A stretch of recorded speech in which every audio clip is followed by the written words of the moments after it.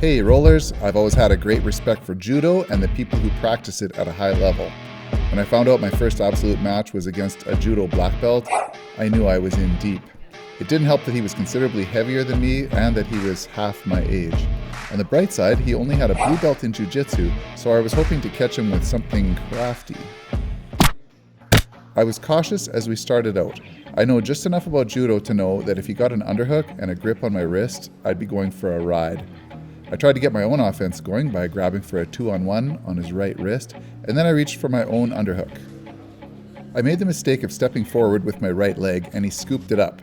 I climbed up and started working on a shallow guillotine. Probably a bad idea because I got dumped.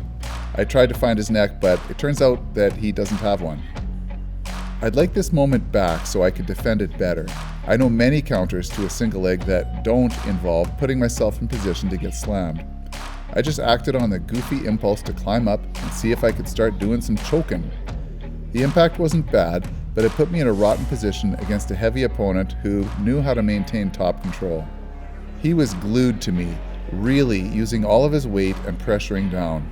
I decided to channel my inner Eddie and get some rubber guard going because that's what my 52-year-old knees enjoy.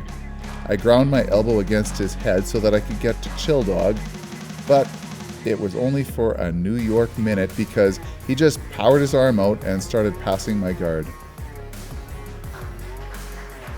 I rolled over for a Kimura grip on his left arm, but we were almost in the parking lot, so we were moved to the center again. I kept my opponent's weight off of me by creating a frame on his hip. Having his hips high like this gave me the chance to reach under to set up a ghost escape, but he countered by shooting his hips back and threatening a north-south choke. I switched to some framing pressure on his neck and I twisted up into turtle position. I have a couple of traps from here, but of course they only work if my opponent falls into them. He was content to center his weight on me and slowly work towards locking in back control. I kept my elbows pinned in and looked for a chance to reach behind his leg and turn towards him. When I was able to reach around behind his leg, it helped me to get to my feet, but only briefly. He ragdolled me to the ground again. As he loaded up the toss, I shot for a Kimura grip, but I didn't have the time, space, or gorilla arms to make it work. So it was time to suffer some more under his weight and control. At one point he had me gift wrapped from top half guard, and that wasn't much fun. I tried a few of my Hail Mary attempts to sweep or off balance him. Here I had his head and arm trapped, which causes some guys to react and compromise their base, but he was immovable. I tossed my legs up a couple of times to see if I could catch his neck, and I played with some key lock grips as well. I was running out of time and I was down on points, so I stayed active and pushed to improve my position. I wormed my way up to my knees again, but he had a pretty good choke threat going on, so I rolled to my back, this time in butterfly guard.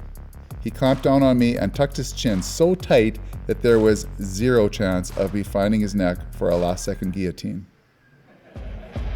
Time ticked away and I took the loss by points. I talked to him afterwards and he seemed like a cool guy. I hope I can get the chance to train or compete with him again. So, what do you think? Should I have been able to take this match? What would you suggest I could have done better? Let me know in the comments. Please also consider liking and subscribing. Thank you for watching.